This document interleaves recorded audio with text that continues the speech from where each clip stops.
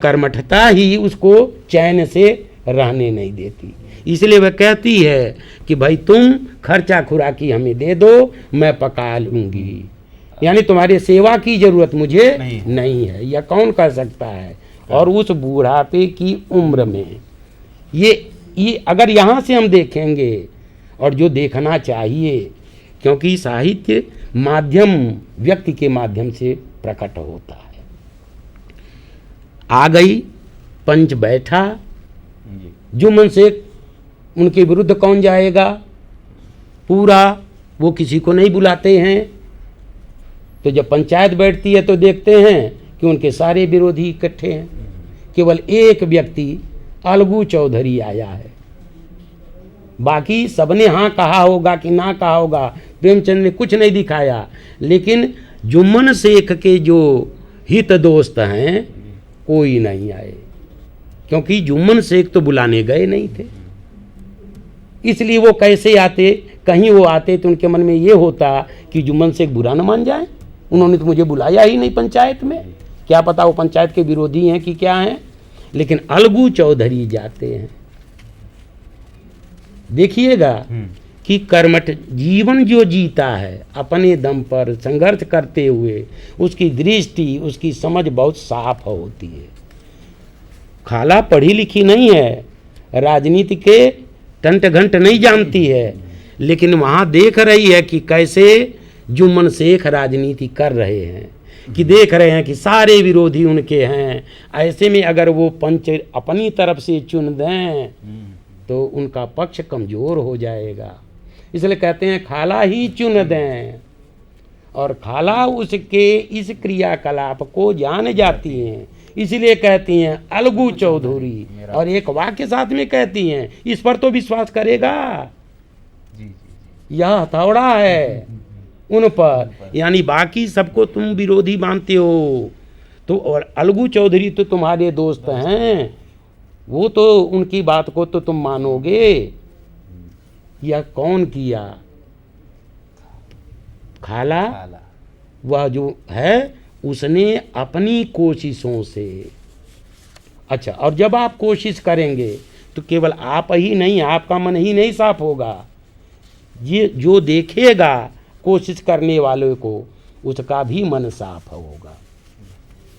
अलगू चौधरी दोस्ती भूल करके जुम्मन शेख के विरुद्ध, और कैसे स्वार्थ और परमार्थ, आज की दोस्ती कैसी दोस्ती है प्रेमचंद वह भी दिखा देते हैं।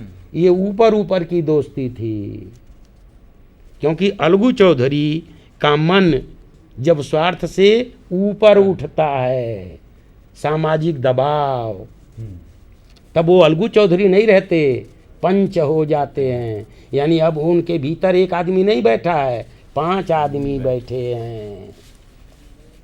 तो स्वार्थ छंट गया, निर्णय देते हैं जो जुम्मन शेख के विरुद्ध जाता है। और फिर देखिए प्रेमचंद की यही विशेषता है, दूसरा पक्ष भी दिखाते हैं, चीज़ों को वो हमारे सामने प्रूफ करते हैं।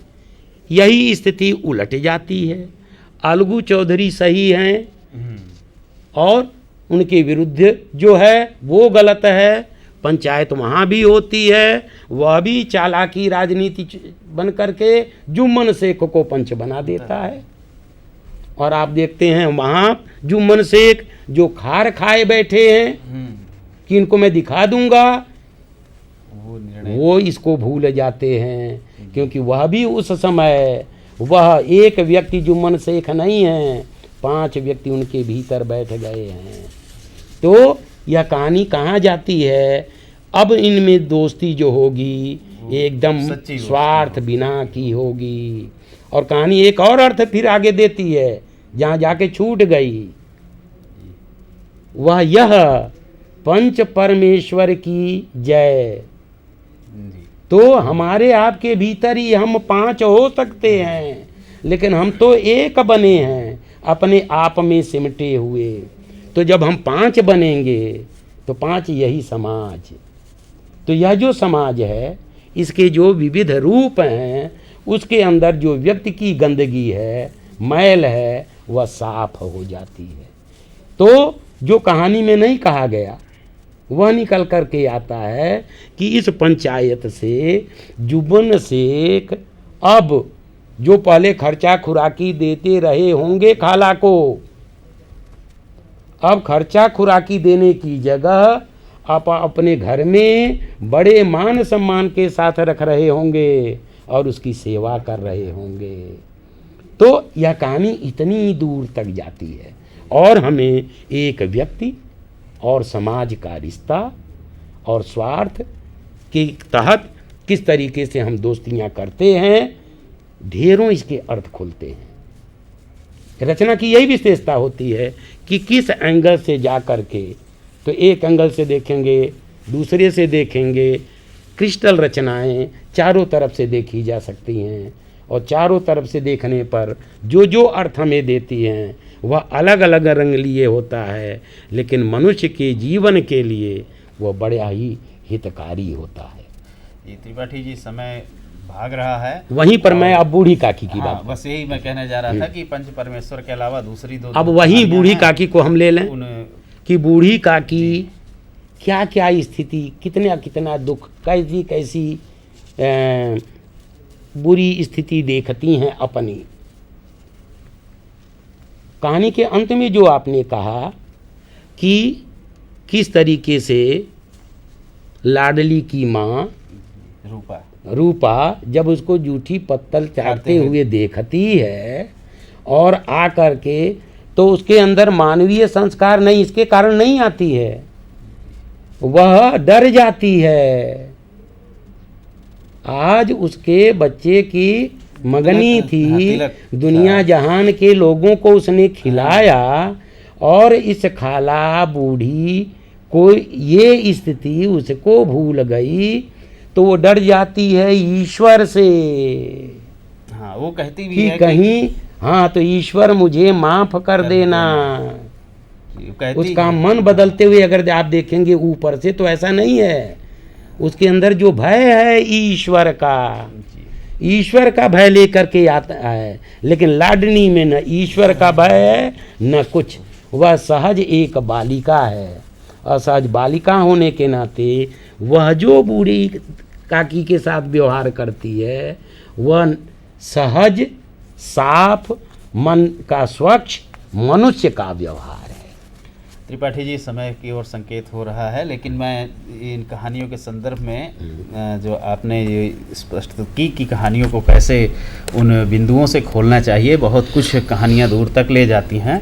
मैं थोड़ी सी आपसे, आप चूँकि कहानीकार हैं, कहानी संग्रह हैं और आप रचनाकार हैं, तो इस संदर्भ में इन कहानियों से जुड़ी हुई कुछ चीज़ें आपसे जानना चाहूँगा कि प्रेमचंद की ये जो परंपरा रही है, ये कि प्रेमचंद अपनी कहानियों में जो है चरित्रों पर परिवेश के प्रभाव को ज़्यादा असर करता है। उनके चरित्र निर्माण में या वो जिस प्रकार के चरित्र बनकर आते हैं, उनके परिवेश जो है वो ज़्यादा प्रभाव डालते हैं, उन परिवेश का चित्रण भी करते हैं।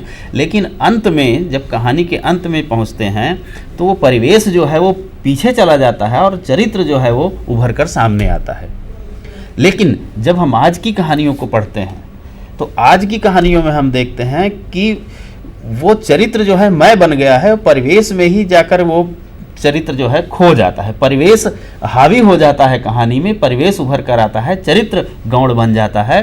तो ये प्रेमचंद के समय में जो चरित्र थे, परिवेश छूट जाता था। हालांकि वो चरित्र निर्माण में परिवेश का ही योगदान होता था, आज भी वही है, लेकिन आज जो है चरित्र कैसे खो जाता है, परिवेश हावी हो जाता है।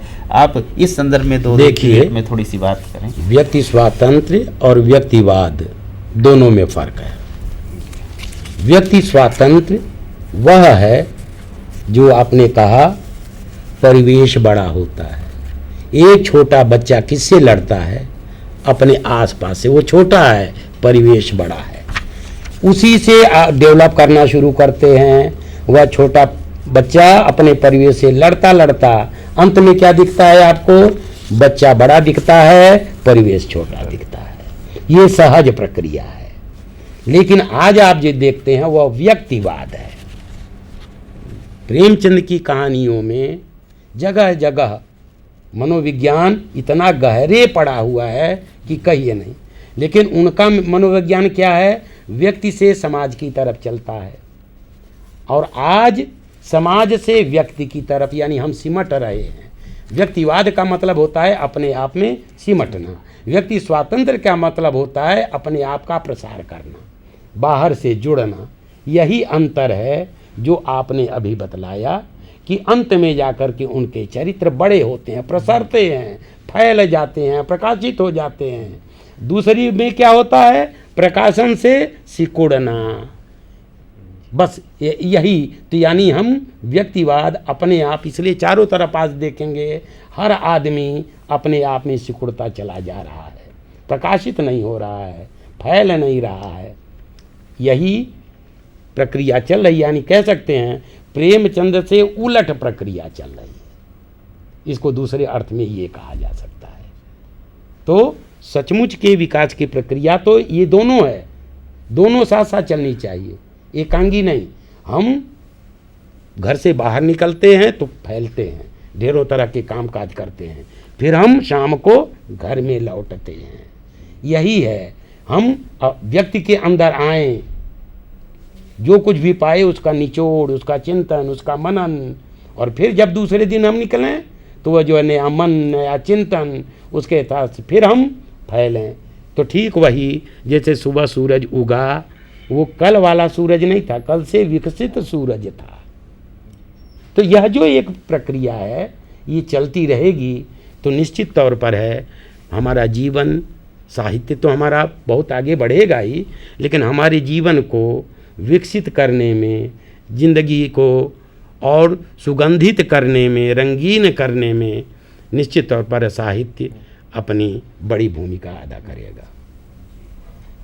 तो ये त्रिपाठी जी थे, आपने प्रेमचंद की 3 कहानियों के माध्यम से, और तीनों कहानियों में जो समानता थी वो बूढ़ी स्त्री को लेकर, बूढ़ी काकी हो, खाला हो, अमीना हैं, तो कैसे वो चरित्र और परिवेश और कैसे कहानी खुलती है, इन सब चीज़ों को लेकर के आपने बात की।